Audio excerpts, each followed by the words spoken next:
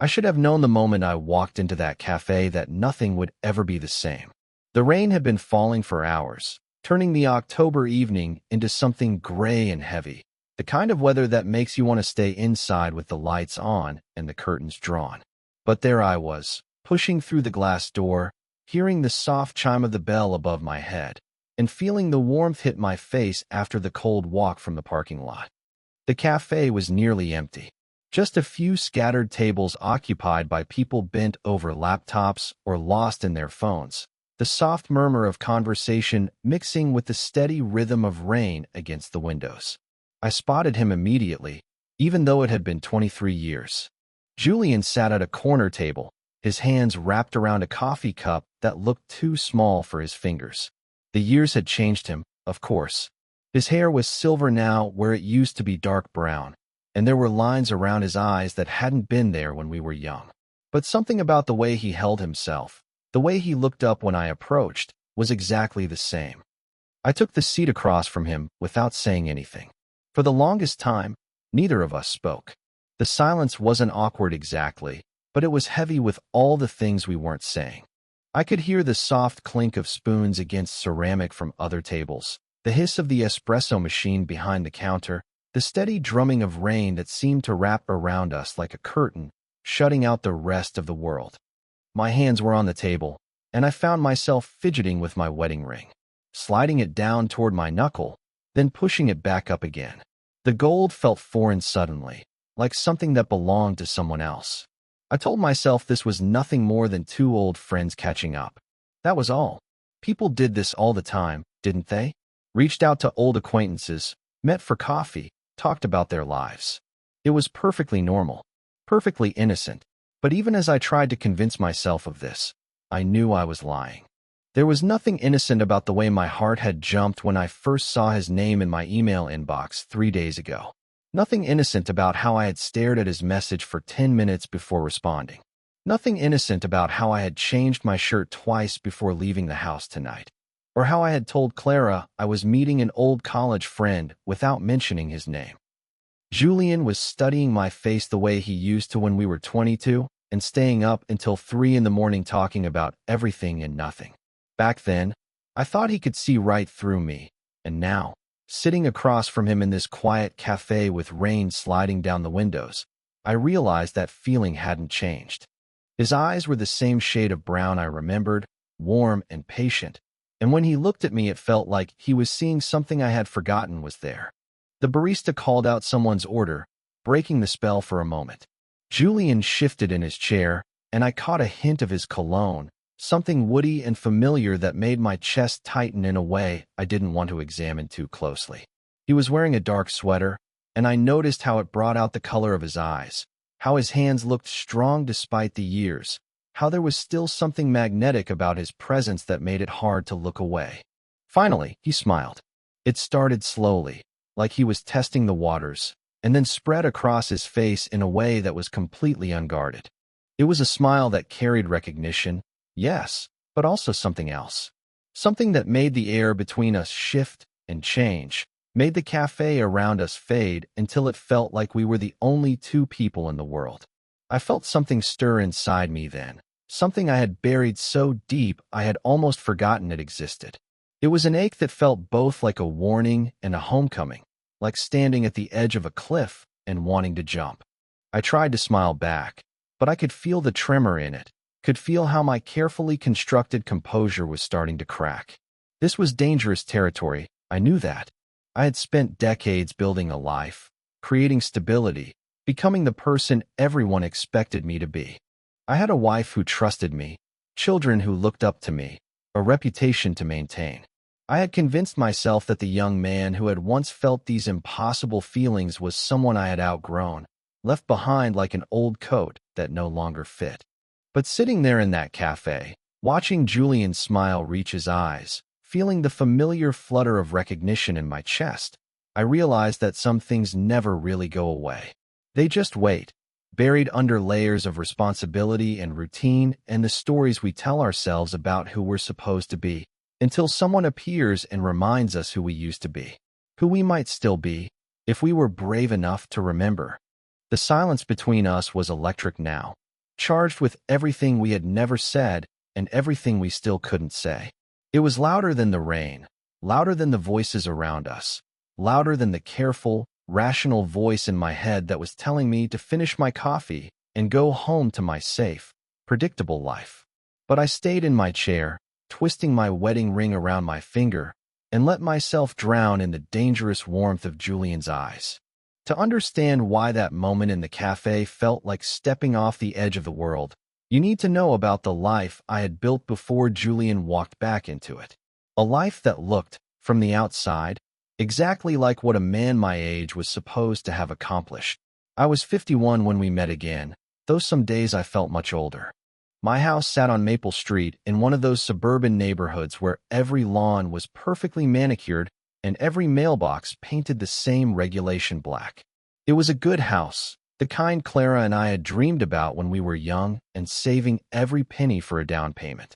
4 bedrooms, 2.5 baths, a kitchen island where we used to gather for family breakfasts back when the children were small and chattering filled the silence.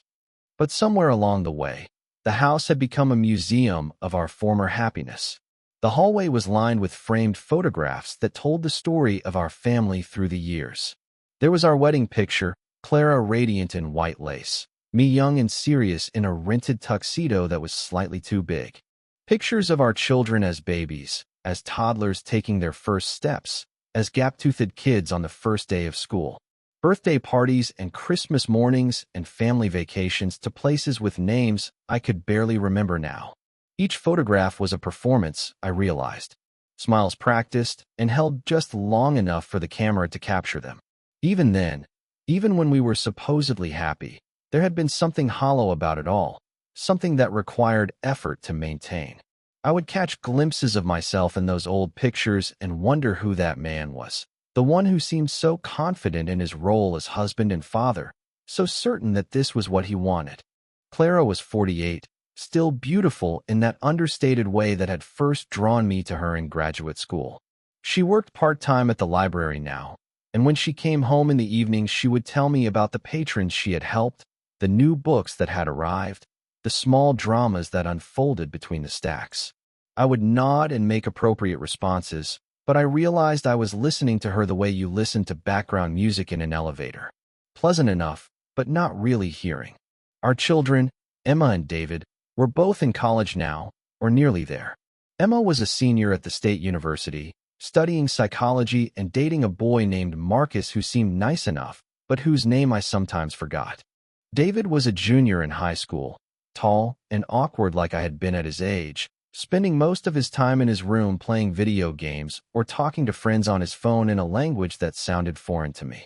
They were good kids, both of them, but they had already started the natural process of pulling away from us, creating their own lives independent of the one Clara and I had built, which left the two of us alone in that house on Maple Street, moving through our days like polite roommates who happened to share a mortgage and a last name.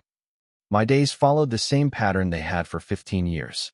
I taught American history at Riverside High School, the same school where I had started as a young teacher fresh out of graduate school, with grand plans to inspire the next generation. I had tenure now, and the respect of my colleagues, and a parking space with my name painted on it near the faculty entrance.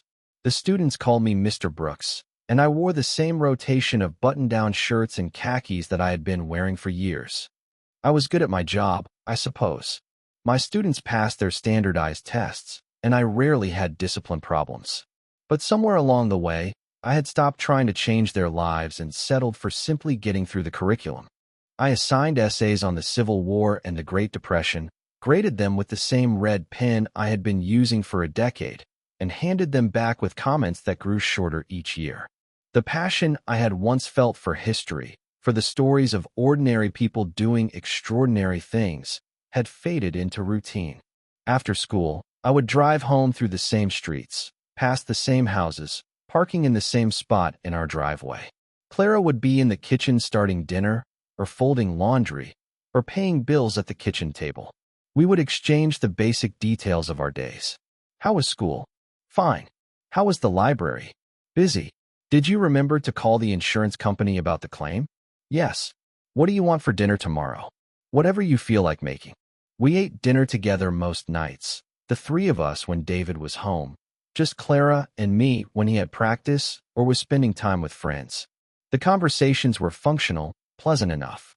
We talked about David's grades, about Emma's phone calls home, about the neighbors and their new fence, about whether we should replace the dishwasher that had been making strange noises. We never fought, but we never really talked either. Not about anything that mattered. After dinner, Clara would settle into her chair in the living room with a book or her tablet, and I would retreat to my study to grade papers or prepare lessons. Sometimes we would watch a movie together on the weekends, sitting on opposite ends of the couch with a careful distance between us. We had learned to exist in the same space without really touching each other's lives. The worst part was not the absence of passion, though that was difficult enough. It was the absence of curiosity. We had stopped asking each other questions that mattered. We had stopped wondering what the other person was thinking, what they dreamed about, what they missed from their younger selves. We had become experts at maintaining the surface of our marriage while letting everything underneath slowly wither away. At night, after Clara had gone to bed, I would often find myself lying awake staring at the ceiling. The house would be quiet except for the familiar sounds of settling wood and the hum of the refrigerator downstairs. Clara would be sleeping peacefully beside me, her breathing steady and even, and I would feel a loneliness so profound it was like a physical ache in my chest. I would think about the young man I had been, the one who had stayed up all night talking about books and ideas and the future. I would remember what it felt like to be excited about something, to feel that flutter of anticipation when planning to meet someone whose company I craved. When had I stopped feeling those things? When had my life become something I merely inhabited instead of lived? Sometimes, in those dark early morning hours, I would allow myself to remember college, to remember the friendships I had made, and then somehow let slip away. I would think about late nights in coffee shops and long walks across campus, about feeling truly known by another person, about conversations that lasted until dawn and left me feeling more alive than I had thought possible. And sometimes, though I tried not to let my thoughts go there, I would remember Julian. The way he used to laugh at something I said, the way he would listen when I talked about my dreams, the way his presence in a room could make everything else fade into the background. I had convinced myself those memories were just nostalgia, the natural tendency to romanticize youth and simplify the complications that had made me choose a different path. But lying there in my safe suburban bedroom, next to my kind and distant wife, surrounded by the evidence of the responsible life I had built, I sometimes wondered what would have happened if I had been braver. If I had been willing to risk everything for the chance to be truly, completely myself. I never let those thoughts linger long. I would remind myself of my responsibilities, my commitments, the people who depended on me. I would think about Emma's tuition payments and David's college applications and the mortgage that still had 8 years left on it. I would tell myself that stability was more important than passion, that being a good provider was more valuable than chasing feelings that might not even be real anymore. Then I would fall asleep, and in the morning I would get up and put on another button-down shirt and drive to school and teach another class about the past, while carefully avoiding any thoughts about my own future. It was a system that worked, mostly.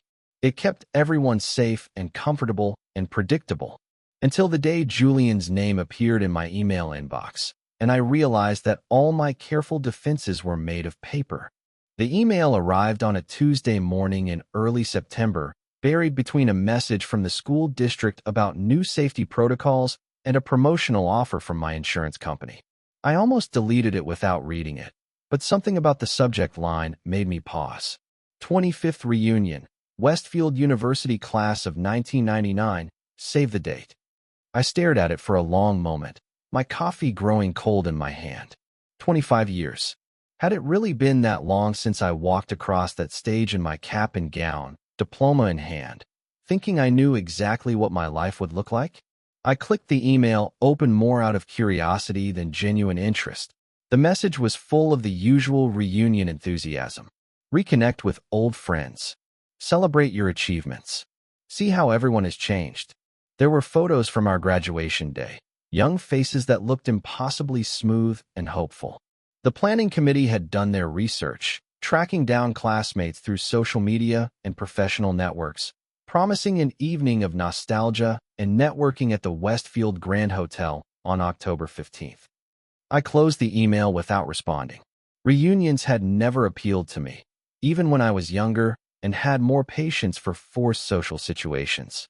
The idea of making small talk with people I barely remembered, comparing career achievements, and showing off family photos felt exhausting. I had enough pleasant but meaningless conversations in my daily life. I didn't need to pay $50 for the privilege of having more. But the email nagged at me over the next few days. I would catch myself thinking about it at odd moments, during faculty meetings or while grading papers. I remembered walking across that campus with its brick buildings and tree-lined pathways, remembered the weight of possibility that had seemed to hang in the air back then. Everything had felt significant, as if each decision I made would ripple outward and shape the rest of my life in ways I couldn't yet imagine. A week later, another email arrived. This one included an attachment with a preliminary list of attendees, organized alphabetically by last name. The subject line read "Updated RSVP list. See who's coming." I told myself I was just curious, that I wanted to see which professors might be attending, whether any of my old dorm mates had signed up. I scrolled through the names, most of them vaguely familiar, but not enough to spark any real memories. Anderson, Patricia, possibly the girl from my sociology class who always sat in the front row. Chen, Michael, maybe my lab partner from organic chemistry, though I couldn't be sure. The names blurred together, faces from another lifetime that I couldn't quite bring into focus. And then I saw it, halfway down the list, and my heart simply stopped. Morrison, Julian. I stared at his name on my computer screen, the letters seeming to pulse with their own light.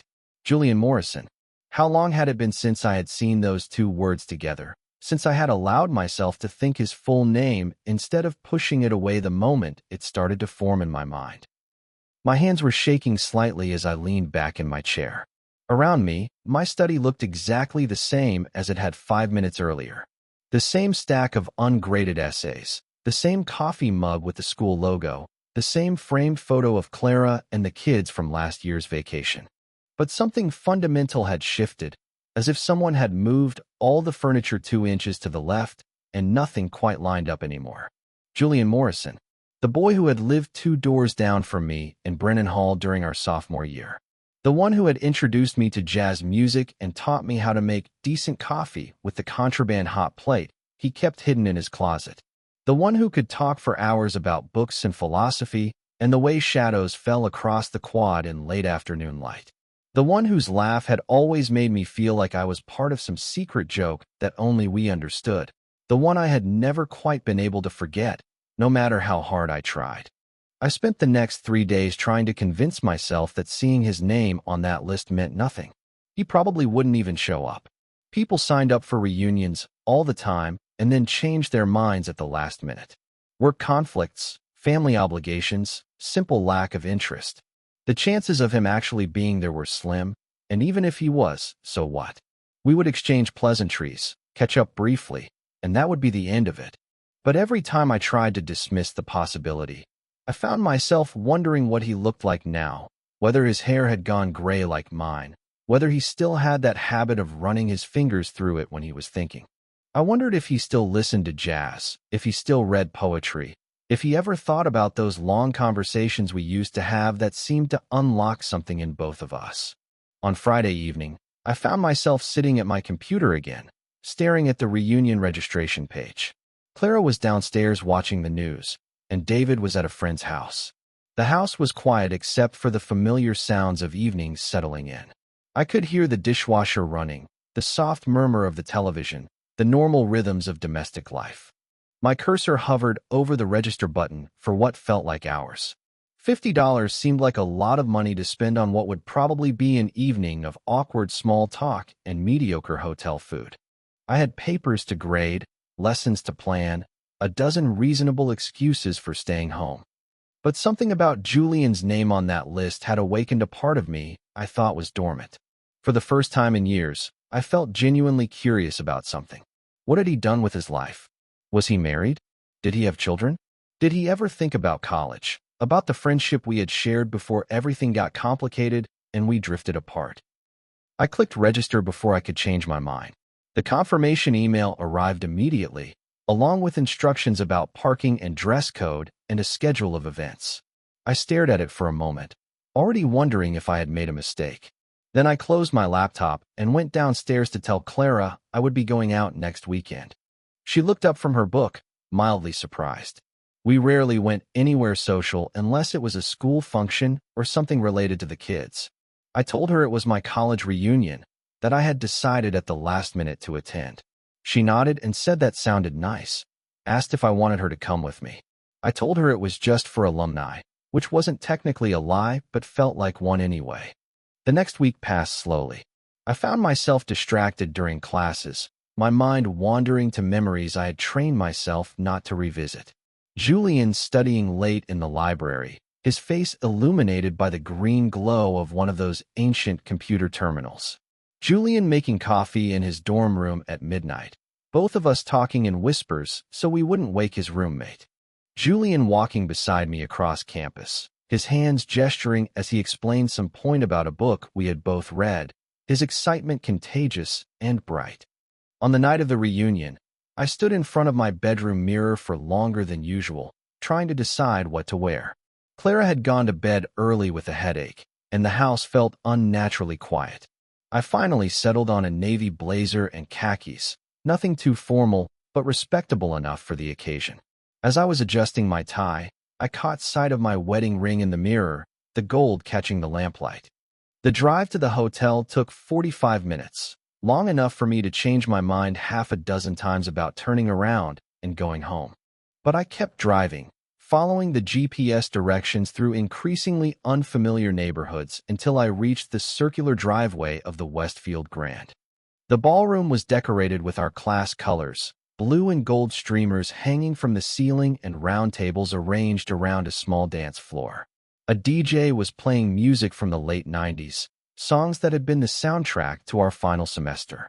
There were perhaps 100 people there, most of them clustered in small groups, their conversations loud and animated in the way that alcohol and nostalgia tend to produce. I accepted a drink from the bar and wandered through the room, nodding politely at faces that looked vaguely familiar. Someone stopped me to talk about teaching, recognizing me as the guy who had always been serious about academics. Another person asked about my family, and I found myself showing photos of Emma and David from my phone, playing the role of proud father while my eyes scanned the room. And then I saw him. He was standing near the far wall, talking to a woman I didn't recognize, and the years fell away like they had never happened. He was older, of course. His dark hair was silver now, and there were lines around his eyes that spoke of laughter and sun and the natural passage of time. He was wearing a gray sweater that made his eyes look warm, and when he smiled at something the woman said, it was the same smile I remembered from 25 years ago. Our eyes met across the crowded room, and everything else seemed to fade. The music became distant, the conversations around us turned to white noise. He excused himself from the woman he had been talking to and walked toward me, and I felt my heart beating so hard I was sure everyone could hear it. We stood facing each other for a moment without speaking, and I realized I had no idea what to say. What do you say to someone who was once one of the most important people in your life? Someone you lost touch with not because of any dramatic falling out, but simply because life carried you in different directions. He looked exactly like himself, just older.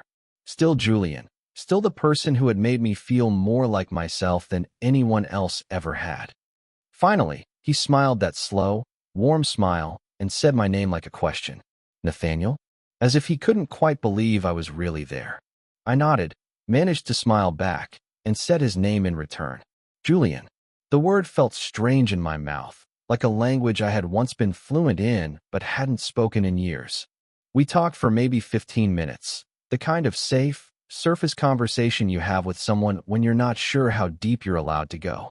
He told me he was living in the city now, working as an art curator.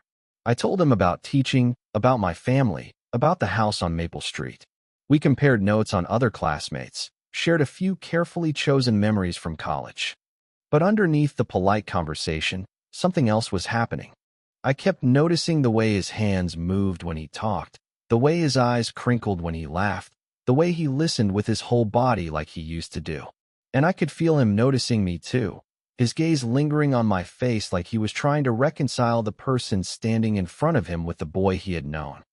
As the evening started to wind down, people beginning to say their goodbyes and head toward the parking lot, Julian turned to me with something that looked like hesitation in his expression. He said he knew it had been a long time, and that maybe I was too busy, but would I be interested in getting coffee sometime? Just to catch up properly, he said. There was so much more he wanted to know about my life, and this setting wasn't really the place for real conversation. I should have said no. I should have told him it was wonderful to see him again, exchanged numbers politely, and then never called. I should have driven home to my quiet house and my sleeping wife and my predictable life and pretended that seeing him again hadn't changed anything. Instead, I heard myself saying yes.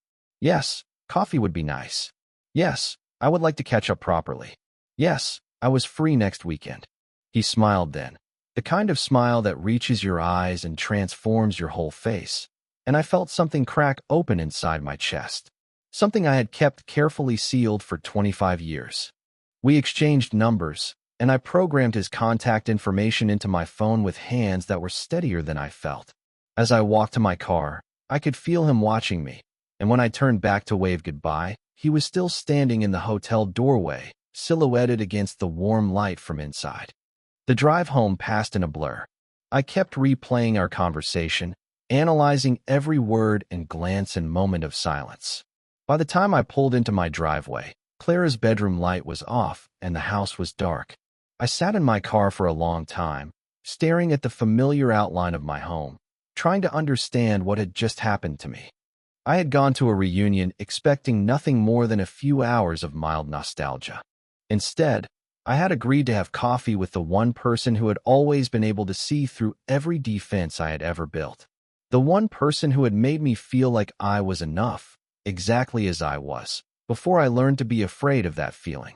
As I finally got out of the car and walked toward my front door, my phone buzzed with a text message. It was from Julian, sent just minutes after I had left. It was really good to see you tonight, the message said. I'm looking forward to coffee. I stared at those words for a long time before finally going inside, where my wedding ring caught the hallway light, and my family slept peacefully in their beds, unaware that everything was about to change. The coffee shop Julian suggested was not the chain restaurant where we had met that first rainy evening, but a smaller place downtown called the Blue Note. It had exposed brick walls and mismatched furniture, the kind of place where people brought laptops and stayed for hours, where the baristas knew your order and the music was always something you hadn't heard before but immediately wanted to find later. I arrived 10 minutes early, choosing a table near the window where I could watch the street and try to calm the nervous energy that had been building in my chest for 3 days. When Julian walked through the door, he looked around the room until he spotted me, then smiled and raised his hand in a small wave. He was wearing jeans and a dark green sweater, and he moved through the space with an ease that I envied. He got his coffee first, something complicated with foam art on top, then joined me at the small round table. For the first few minutes, we talked about safe things. The weather, which had turned crisp and clear after days of rain. The coffee shop, which he had discovered a few months ago and become somewhat addicted to. The drive downtown, the difficulty of parking, the way the city had changed since we were young. But gradually, the conversation began to deepen. He asked about my teaching, and instead of giving the usual polite responses, I found myself talking honestly about the frustration of trying to make history relevant to teenagers who live their entire lives on their phones. He listened with the same intense focus I remembered from college, asking follow-up questions that showed he was actually hearing what I said, not just waiting for his turn to talk. When I asked about his work as a curator, his entire face changed. He talked about a recent exhibition he had organized featuring local artists, about the months of planning, and the way the pieces had spoken to each other once they were hung in the gallery space. His hands moved as he talked, sketching invisible paintings in the air between us, and I found myself watching those hands more than I should have been. The conversation stretched longer than either of us had probably planned. One coffee became two, then 3. The afternoon light shifted through the windows, and the cafe filled with the usual rhythm of people coming and going. But we stayed at our small table as if we were anchored there. Julian told me about his life with an honesty that was both refreshing and slightly unsettling. He had been in several relationships over the years, he said, but nothing that had lasted more than a few years.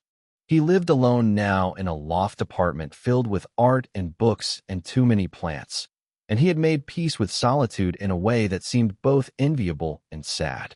He traveled when he could, spent his weekends browsing galleries and used bookstores, had learned to cook for one without feeling like he was missing something essential. There was something in the way he talked about his solitary life that made me think of my own marriage, the way Clara and I had learned to exist in the same house without really touching each other's inner worlds. Julian lived alone but seemed to know himself completely, while I lived with a family and felt like a stranger in my own life. As he talked, I found myself studying his face the way I used to when we were young. The years had changed him, but they had also refined him somehow. The softness of youth had been replaced by something more defined, more intentional. When he smiled, the lines around his eyes deepened, and I realized I wanted to know the stories behind those lines, wanted to know what had made him laugh and what had made him sad in all the years we had been apart. When I finally looked at my watch, I was shocked to discover we had been talking for nearly 4 hours. The late afternoon sun was slanting through the windows at a different angle, and the cafe had filled with the dinner crowd. I should have been home an hour ago, should have been helping Clara with dinner or asking David about his day. Instead, I was sitting across from Julian Morrison, feeling more awake and present than I had in months. We made plans to meet again the following weekend. This time, Julian suggested lunch at a small Italian place he knew, somewhere we could talk without the constant stream of people that made the coffee shop feel hurried. I agreed before I could stop myself, already looking forward to it in a way that felt both thrilling and dangerous. That week passed differently than usual. I found myself thinking about our conversation at odd moments, remembering something Julian had said while I was teaching about the Civil War, or recalling the way he had laughed at one of my stories while I was grading papers in my study. I caught myself checking my phone more often than usual, hoping for a text message that never came, then feeling foolish for hoping. Clara noticed something, though she didn't comment directly. She asked if everything was all right, if I was feeling well, if there was something on my mind. I told her I was fine, just tired from the end of the semester rush, but I could see in her eyes that she wasn't entirely convinced. Our second meeting was even easier than the first. We found a corner booth at the Italian restaurant, ordered pasta and wine, and picked up our conversation as if no time had passed at all. Julian asked about my family, and I found myself telling him things I had never told anyone. How Emma seemed to be pulling away from us as she prepared to graduate and start her own life. How David spent so much time in his room that sometimes I felt like I was living with a ghost. How Clara and I had become experts at maintaining the surface of our marriage while everything underneath felt hollow. I was surprised by my own honesty, by how easy it was to admit these things to Julian when I had never even admitted them fully to myself. He didn't offer advice or try to fix anything, just listened with that patient attention that made me feel heard in a way I had almost forgotten was possible. He told me more about his own life, too, about the gallery where he worked and the artists he championed, about the small apartment where he had lived for the past 5 years. He described waking up on Saturday mornings with nowhere he had to be, making coffee slowly and reading the paper from cover to cover, spending entire afternoons in museums without having to consider anyone else's schedule or preferences. There was something wistful in the way he talked about his independence, as if he had convinced himself it was exactly what he wanted while secretly wondering what he might be missing. I envied his freedom, but I could see the loneliness underneath it, the way someone looks when they have gotten very good at being alone but haven't quite made peace with it. We started meeting regularly after that. Not every week, but often enough that it became a rhythm I looked forward to. Coffee on Sunday afternoons, lunch on Saturdays when I could manage it, long walks through the city when the weather was good. I told Clara I was meeting an old college friend, which was technically true, though the explanation felt inadequate for what was actually happening between us. Because something was happening, even though neither of us named it. There were moments when our conversation would pause, and I would catch Julian looking at me with an expression I couldn't quite read. Moments when he would lean forward to make a point, and I would notice the way his sweater brought out the color of his eyes. Moments when our hands would accidentally brush reaching for the same thing, and the contact would send a jolt through my system that had nothing to do with static electricity. I found myself paying attention to details about him that I had no business noticing. The way he stirred his coffee counterclockwise, always 3 turns. The way he ran his fingers through his hair when he was thinking, a gesture that was exactly the same as it had been 25 years ago. The way his voice changed when he talked about art, becoming softer and more animated at the same time. Sometimes he would tell me stories about pieces in his gallery, describing them with such precision that I could almost see them. A painting of a woman sitting by a window, the light falling across her face in a way that suggested infinite sadness. A sculpture made of twisted metal that somehow conveyed the feeling of longing. A photograph of an empty room that felt more occupied than if it had been full of people. I realized he was teaching me to see things differently, the way he had when we were young. He would point out architectural details I had never noticed, the way shadows fell across buildings at different times of day, the small moments of beauty that most people walked past without seeing. Being with him made me feel more present in my own life, more aware of the world around me. But it also made me acutely aware of what was missing from my daily existence.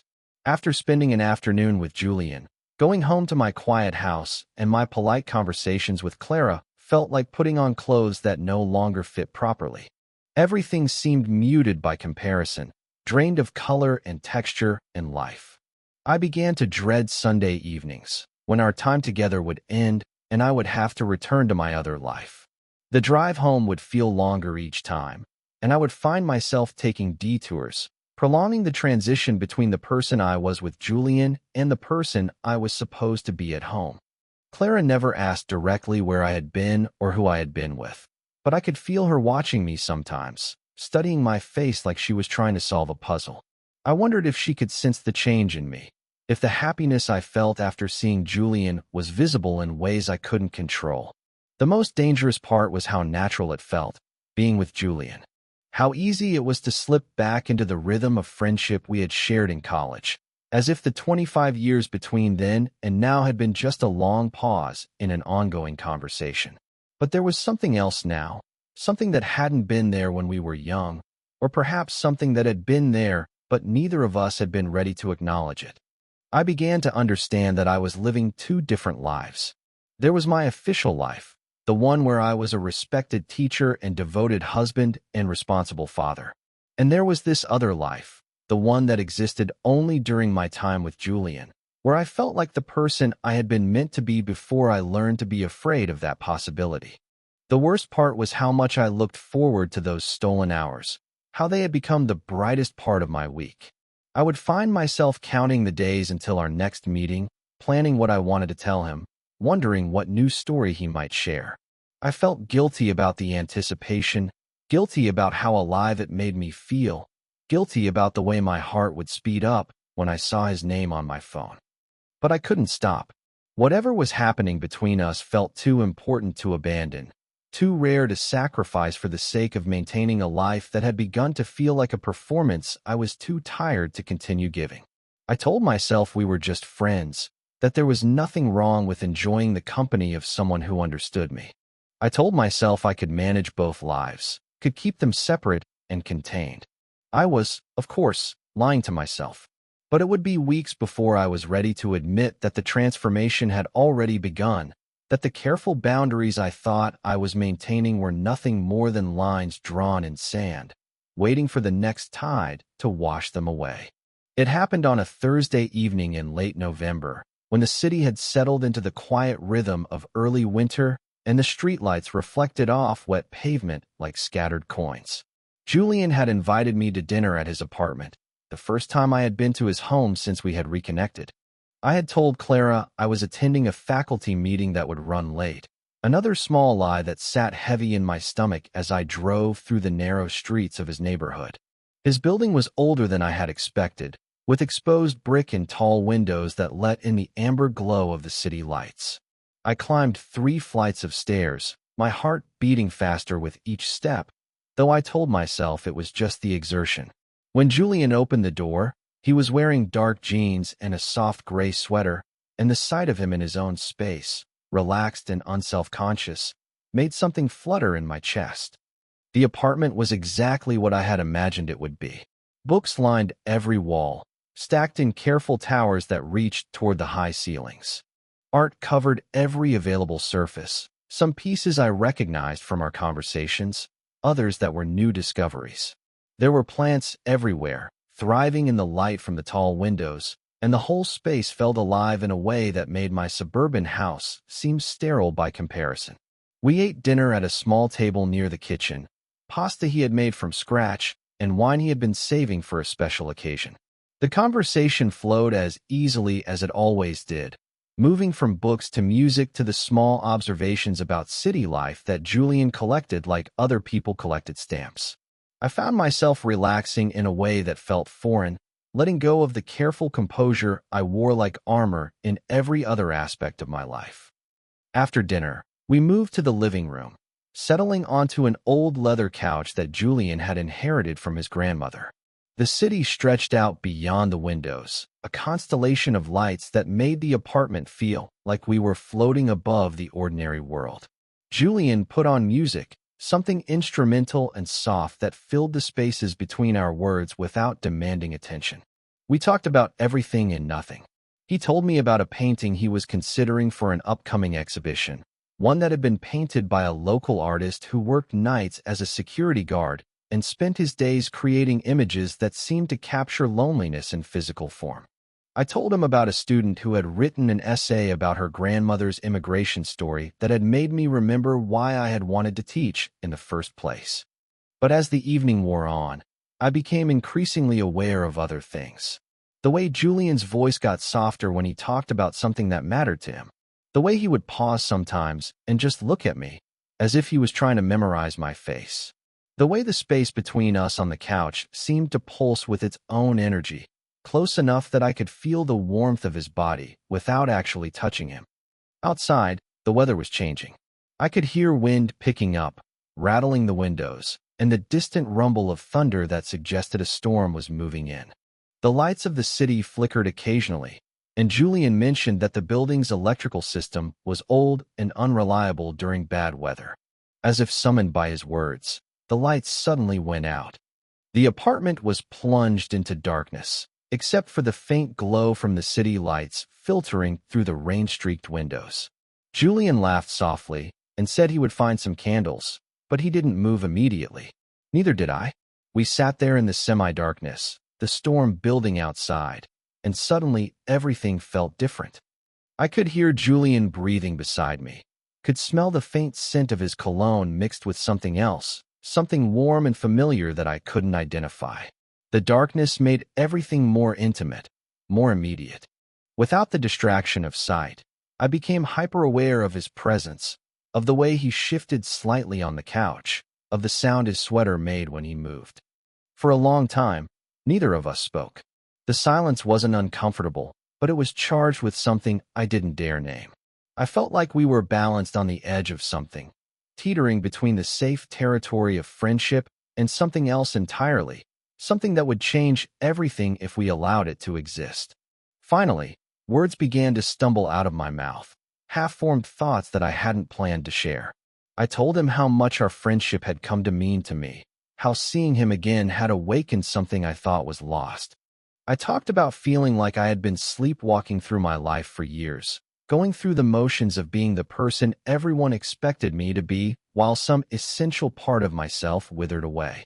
Julian listened without interrupting, the way he always did, but I could sense him leaning closer in the darkness. I talked about the loneliness I felt even when surrounded by my family, about the way I sometimes looked in the mirror and didn't recognize the man staring back at me. I talked about college, about those late nights when we would sit in his dorm room or mine and have conversations that made me feel more alive than I had thought possible. I said things I had never said out loud, things I had barely admitted to myself.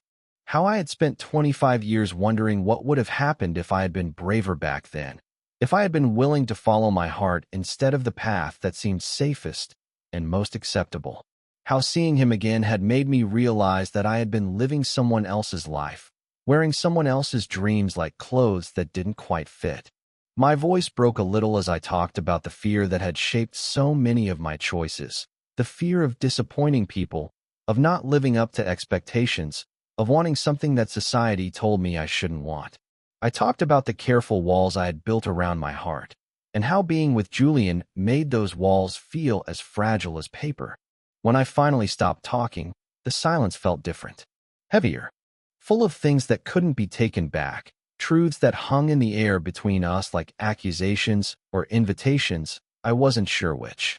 Julian was quiet for a long moment, and I wondered if I had said too much, revealed too much, crossed some invisible line that would ruin everything we had rebuilt.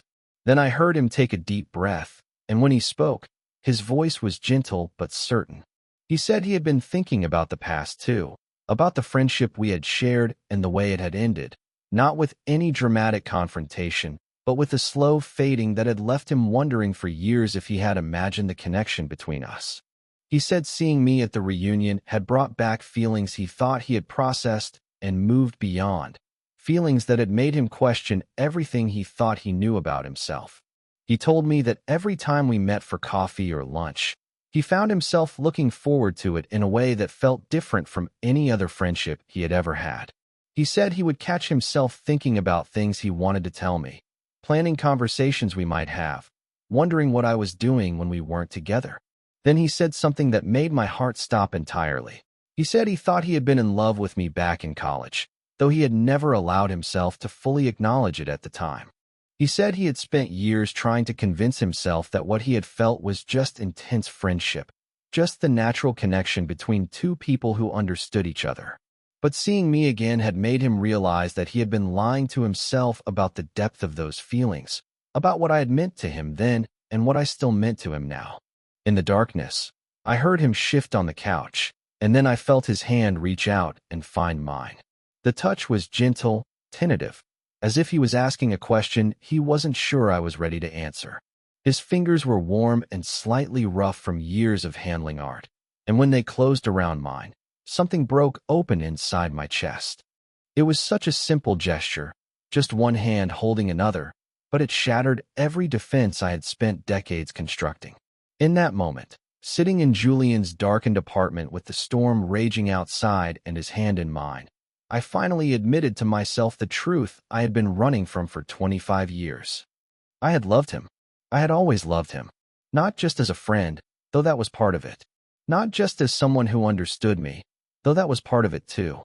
I loved him in the way that makes your heart race when someone walks into a room.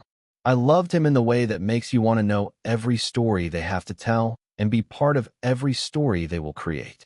I loved him in the way that changes the very architecture of your soul, rearranging everything you thought you knew about yourself and what you wanted from life. The realization was terrifying. It meant that my marriage was built on a foundation of self-deception, that I had spent years trying to be someone I wasn't, that every choice I had made since college had been an attempt to run away from this fundamental truth about myself. It meant that my children's stable, predictable world was about to be shattered. It meant that everything I had worked so hard to build and maintain was suddenly fragile, temporary, unsustainable. But alongside the terror was something else, something that felt like relief, so profound it made me dizzy. For the first time in my adult life, I was looking at myself clearly, without the filters of expectation and fear and social conditioning that had shaped every decision I had ever made. I was seeing myself as I really was, not as I thought I should be. I squeezed Julian's hand and felt him squeeze back, and in that simple exchange I understood that he felt it too. This recognition of something that had always been there, but had never been allowed to breathe. We sat there in the darkness, holding hands like teenagers, while outside the storm raged and the city flickered back to life around us.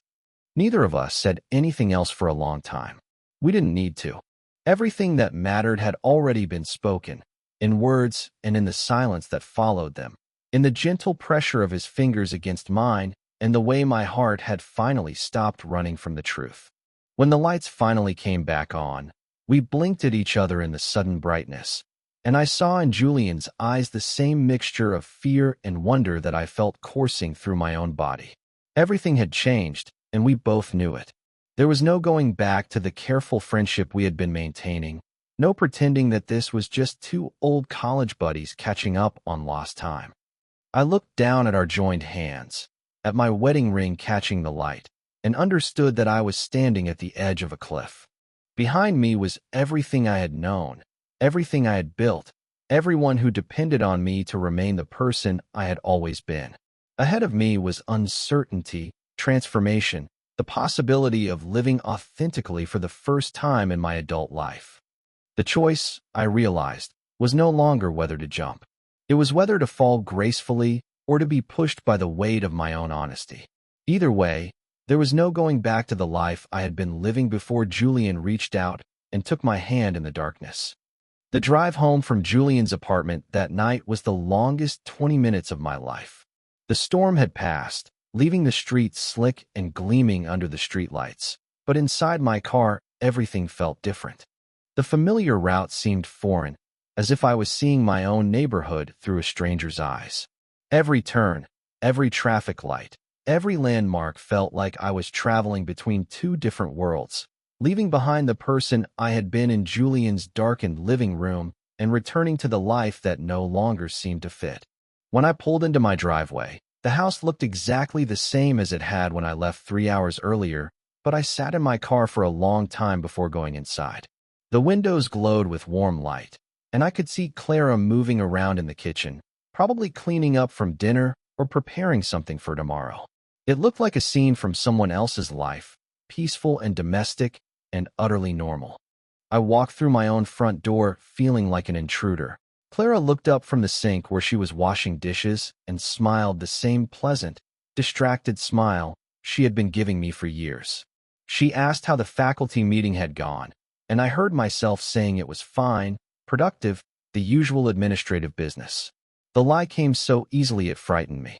How many years had I been practicing this kind of deception, this careful editing of my inner life to maintain the appearance of the man everyone expected me to be? Over the next few days, I retreated into myself in ways I hadn't done since I was a teenager. I went through the motions of my daily routine, teaching my classes, grading papers, attending the endless meetings that fill the teacher's schedule, but I felt like I was watching myself from a distance. Everything seemed muted, as if someone had turned down the volume on my life. At home, I found myself avoiding eye contact with Clara, afraid that she would somehow see the truth written across my face. I spent more time in my study, claiming I had extra work to catch up on, but mostly I just sat at my desk staring at nothing, trying to process what had happened in Julian's apartment and what it meant for everything else in my life. Clara noticed, of course. She had always been observant, even when she pretended not to be. She would catch me staring into space during dinner, would comment that I seemed tired or distracted. She suggested I see a doctor, that maybe I was coming down with something, that the stress of the school year was taking its toll. Her concern was genuine and kind, which somehow made it worse. Emma called from college one evening, full of stories about her classes and her friends and the internship she was applying for next summer. I listened to her voice, bright with possibility and plans for a future she couldn't wait to embrace, and felt a crushing weight settle in my chest. How could I be the father who destroyed the stability she had always known? How could I be the one who shattered the family she took for granted would always be there? David, absorbed in his own teenage world of video games and friends and the complex social dynamics of high school, barely seemed to notice my withdrawal. He would emerge from his room long enough to eat dinner and answer our basic questions about his day, then disappear again into his private universe. Part of me envied his obliviousness, his assumption that the adults in his life had everything figured out and would continue to provide the steady foundation he needed to grow into himself. But Clara noticed everything. She watched me with increasing concern as the days passed, and I could see her trying to solve the puzzle of my behavior. She would ask gentle questions about work, about my health, about whether something was bothering me. I would give her vague answers and change the subject, but I could feel her studying my face, looking for clues I was trying desperately to hide. I felt like I was standing at the edge of a cliff, unable to move forward or backward. Behind me was everything I had built over 25 years of marriage and parenthood and teaching. A life that looked successful and respectable from the outside, full of the markers of adult achievement that everyone expected me to value. Ahead of me was uncertainty, the possibility of living authentically, but at a cost that seemed almost unbearable. I stopped meeting Julian for coffee. When he texted to suggest lunch, I made excuses about being busy with work. When he called, I let it go to voicemail. I told myself I needed time to think, space to figure out what I wanted, but the truth was I was terrified. Terrified of the feelings that had awakened in me, terrified of what they meant, terrified of the choices they demanded. But avoiding Julian didn't make the feelings go away. If anything, the distance made them stronger. I would find myself thinking about him at random moments, remembering the way his hand had felt in mine, wondering what he was doing, whether he was hurt by my sudden silence. I missed him with an intensity that felt physical, like a constant ache in my chest that nothing could ease. 3 weeks passed in this strange limbo, with me going through the motions of my normal life, while feeling like I was slowly drowning in my own deception. Then, on a Sunday evening in December, everything changed. Clara and I were in the living room after dinner, she with a book and I pretending to grade papers.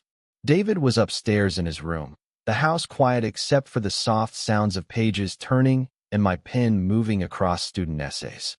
It was a scene we had played out hundreds of times over the years, companionable but distant, two people sharing space without really sharing themselves. Clara closed her book and set it on the side table, then looked at me with an expression I had never seen before. There was something resolved in her face, as if she had been debating with herself for weeks and had finally made a decision. She said my name quietly, and when I looked up from the papers I hadn't really been reading, her eyes held mine with a directness that made my stomach clench. "Is there someone else?" she asked. The question hung in the air between us like a physical thing, impossible to ignore or deflect. I stared at her, my pen frozen in my hand, and realized that all my careful deception had been useless. She had known something was wrong, had been watching me struggle with whatever was tearing me apart, and had finally decided to name it directly. I wanted to lie. I wanted to tell her she was imagining things, that I was just tired or stressed or going through some kind of midlife crisis that had nothing to do with anyone else. I wanted to maintain the fiction that our marriage was solid, that I was the faithful husband she deserved, that the foundation of our family was secure. But I couldn't. The truth was too large now, too present, to be hidden behind polite deflection. So I said nothing at all, and my silence answered her question more completely than words ever could have. She nodded slowly, as if she had been expecting this confirmation, as if some part of her had always known this moment would come. She didn't cry, didn't raise her voice, didn't demand details or explanations. She just looked at me with something that might have been sadness or relief or a combination of both. After a long moment, she asked if I loved this other person. I opened my mouth to answer, then closed it again. How could I explain what I felt for Julian? How could I tell her that I had loved him long before I had ever met her, that my feelings for him had shaped every relationship I had ever had, including ours? How could I admit that our entire marriage had been built on my attempt to be someone I wasn't, to want something I didn't really want? Finally, I managed to say yes. Yes, I loved this person. Yes, I had probably always loved them. Yes, I was sorry beyond words for what this meant for us, for our children, for the life we had built together. Clara was quiet for a long time after that, staring at her hands folded in her lap. When she finally looked up at me again, her eyes were dry but distant, as if she was already beginning the process of separating herself from the man she had married. She said she had suspected for months that something had changed in me, that I had become someone she didn't recognize. She said she had been waiting for me to tell her what was wrong, hoping we could work through whatever it was together. But she also said, with a quiet dignity that made my heart break, that she had always known this day might come. that she had married a man who had never seemed completely present in their relationship, who had always held something back, who had gone through the motions of love without ever fully surrendering to it. Over the next few days, we had the difficult conversations that the end of a marriage requires. We talked about the children, about how to tell them, about what the practical arrangements would look like. Clara was remarkably composed through all of it, focused on the logistics rather than the emotions, as if she was already protecting herself from the full impact of what was happening. I moved into the guest bedroom temporarily, sleeping in a narrow bed surrounded by boxes of Christmas decorations and old photo albums that felt like artifacts from someone else's life. Everything in the house looked the same but felt completely different, as if I was seeing it all through water, distorted and strange. Finally, after a week of these painful, necessary conversations, I called Julian. He answered on the first ring, and the sound of his voice made my chest tighten with longing and grief and something that might have been hope. I told him I needed to see him, that we needed to talk. He suggested his apartment, but I couldn't bear the thought of going back to the place where everything had changed. Instead, we met at a small park near the river, a place where we could walk and talk without the weight of walls and furniture and the memory of that night when the lights went out. It was cold, the kind of December afternoon when the sky hangs low and gray and the bare trees look like ink sketches against the pale light. Julian was waiting for me on a bench near the water, wearing a heavy coat and a scarf that made him look younger somehow, more vulnerable. When I sat down beside him, he didn't ask what had happened or why I had been avoiding him. He just waited, patient and present in the way he had always been, giving me the space to find the words I needed. I told him about Clara's question, about the silence that had answered it, about the conversations that had followed. I told him about moving into the guest room and the way our house had become a careful choreography of avoidance and politeness. I told him about lying awake at night staring at the ceiling, wondering how I had gotten to this point and what I was supposed to do next. Through it all, Julian listened without interrupting, his breath visible in the cold air, his eyes never leaving my face.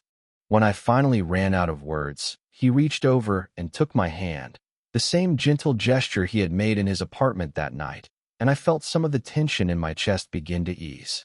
He told me he was sorry for the pain I was going through, sorry that loving him had cost me so much.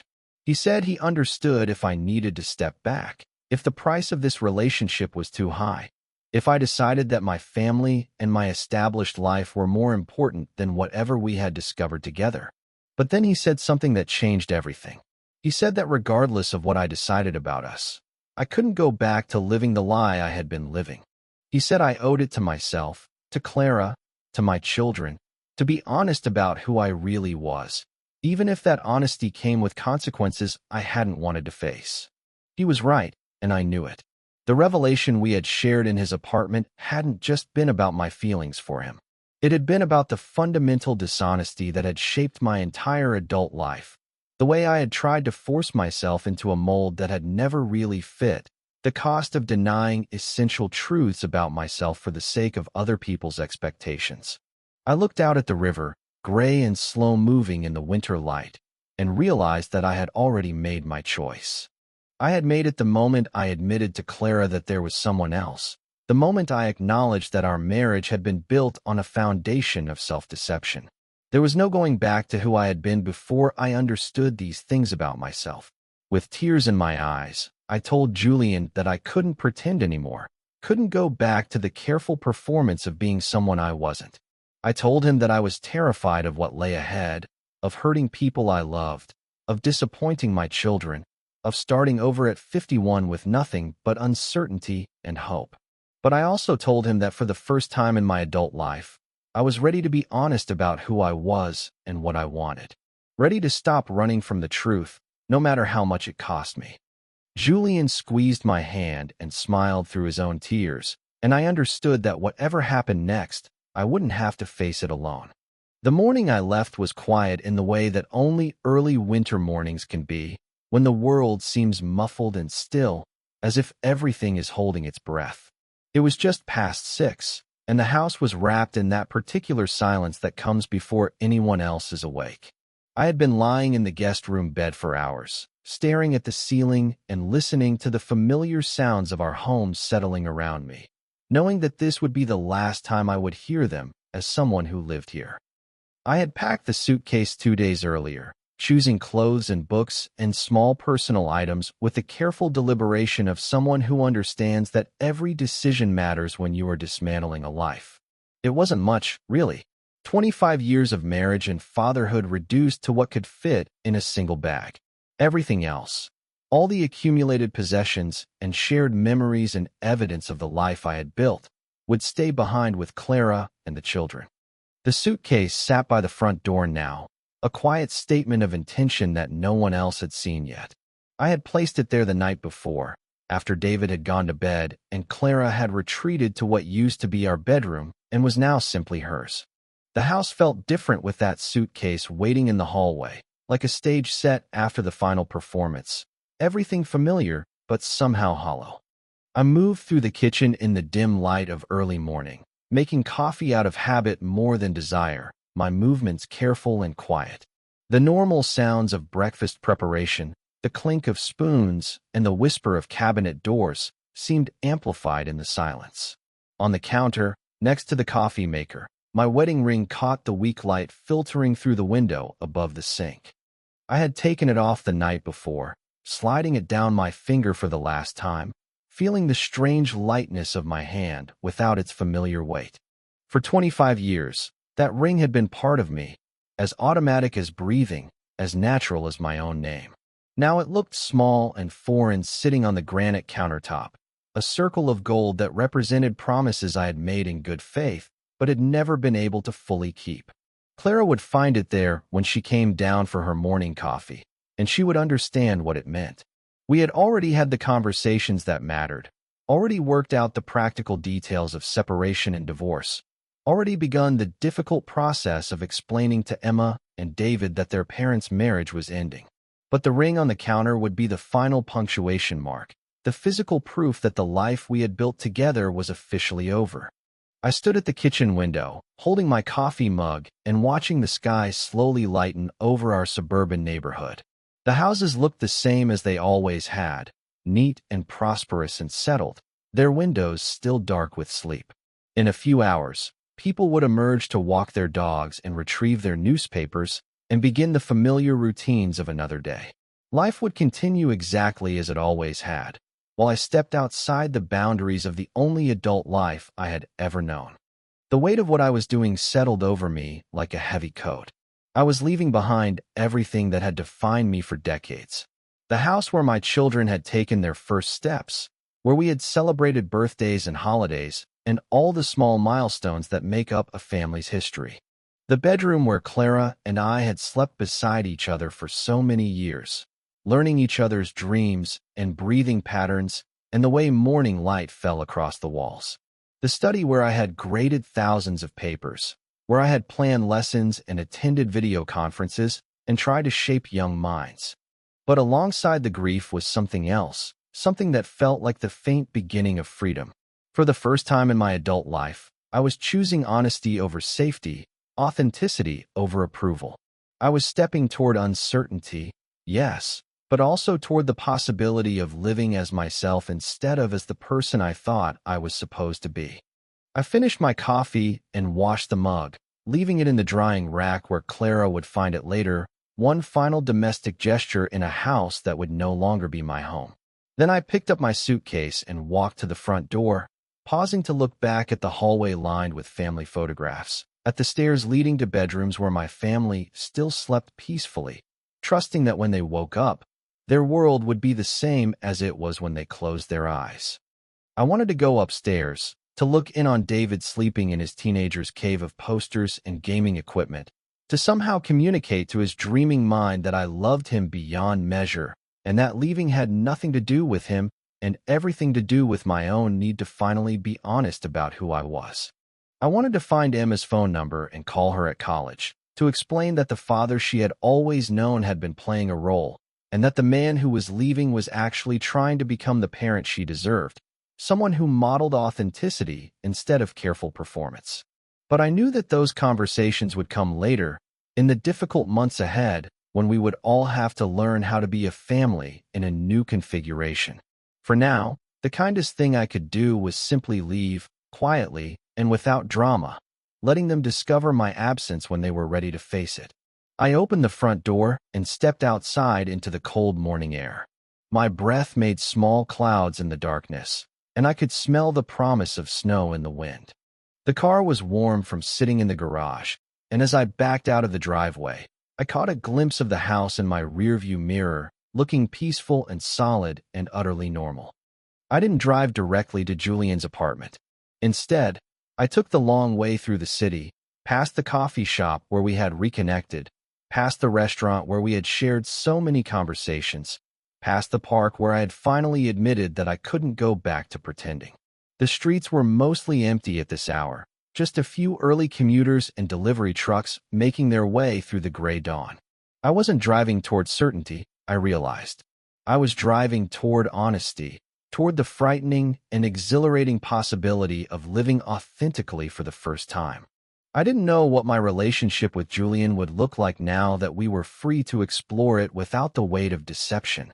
I didn't know how I would rebuild my life, or where I would live, or how I would navigate the complicated process of becoming myself at 51 years old. But for the first time in decades, the uncertainty felt like possibility instead of threat. Julian's building looked different in the early morning light, less romantic and more real, just brick and glass and the ordinary architecture of city living. I climbed the familiar stairs with my suitcase in one hand and my keys in the other, my heart beating faster with each step. When I reached his door, I paused for a moment before knocking. On the other side of that threshold was the rest of my life, whatever that would look like. Behind me was everything I had been, the careful construction of respectability and responsibility that had shaped every choice I had made since college. The distance between them was only a few inches of wood and metal, but it felt vast and unbridgeable. I knocked softly, and after a moment I heard footsteps inside. The door opened, and Julian stood there in pajama pants and an old t-shirt, his hair tousled from sleep, his eyes widening as he took in the sight of me, standing in his hallway with a suitcase at my feet. He didn't ask what I was doing there, or why I had come so early, or what had finally prompted me to leave. He just looked at me with an expression of understanding and welcome and something that might have been relief. For a long moment, we stood there in the doorway, and I felt the last of my careful defenses finally crumble away. Then Julian smiled, the same slow, warm smile that had undone me that first night in the cafe. And for the first time in my adult life, I allowed myself to smile back without fear or reservation or the careful calculation of consequences. The silence between us no longer felt heavy with unspoken truths. Instead, it felt alive with possibility, with the promise of conversations we had never been free to have, with the simple joy of finally being able to exist in the same space without pretending to be anything other than what we were. Julian stepped back to let me in, and I crossed the threshold into whatever came next, carrying nothing but the truth of who I was and the hope that it would be enough.